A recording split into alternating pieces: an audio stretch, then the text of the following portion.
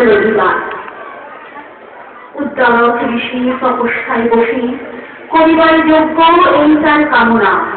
বিশ্বজিৎ নামক মহতি মহান যজ্ঞ আয়োজিত সব হরিদ্রব্য সেই দেবভক্ত পুরাতে বাসনা। বিধান বিধিমতে ব্রাহ্মণের ঋত্বিক পুরোহিতে দাঁড়িলেন সব তার ভক্ত দ্রব্য ফল। বিনা দক্ষিণায় না করিতে তার আকাঙ্ক্ষা পূরণ।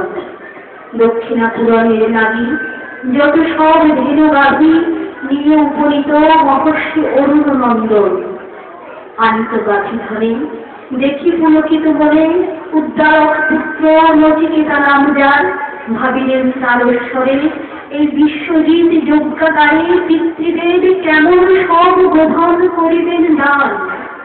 যাহা অসমর্থ চলনে তৃণাদি ভক্ষণে দন্তহীন জীবনে সন্তান ধারণে অসার জীবন যাবে। জানিয়ে এই গোধনে কি হইবে পূর্ণ ধনে। দাতার দাতৃত্ব পুষ্পবৃক্ষ জানবে জগৎ জানে। দুঃখময় লোকে পিতা করিবেন গমন চির অশান্ত বলে। কহিলেন নচিকেতা কৃতঞ্জলি করে নবীর পদপ্রান্ত আমি উদ্ভ্রান্ত পিত আমার কলপদান।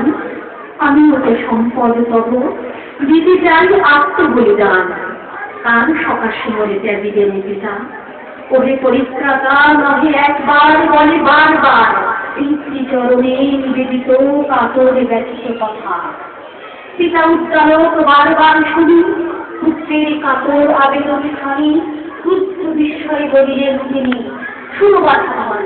তোমার সম্পর্কে আমি মৃত্যুর আগে জমির কাছে তুমি করব গমন। পিতৃস্নেহে অমর ধারায় এসে উদ্দালকের মন ব্যথিত হৃদয়ে কি বলছি করেন নিরূপণ। পিতৃ আদেশ আজ্ঞা শেষ কঠিন কঠোর ব্রত করিব গ্রহণ। পিতৃ সত্য পানিবারে অযোধ্যার রঘুবনে করিলেন বলিতে গমন। পিতৃ সত্য রক্ষিবারে ধীমান নচিকেতা পিতা কেন বলিলেন এই কথা।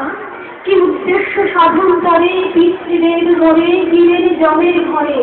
মৃত্যুকে সাথী করে হইব মহান মৃত্যু তো মৃত্যুঞ্জয় সমান। এ পর্যন্তই।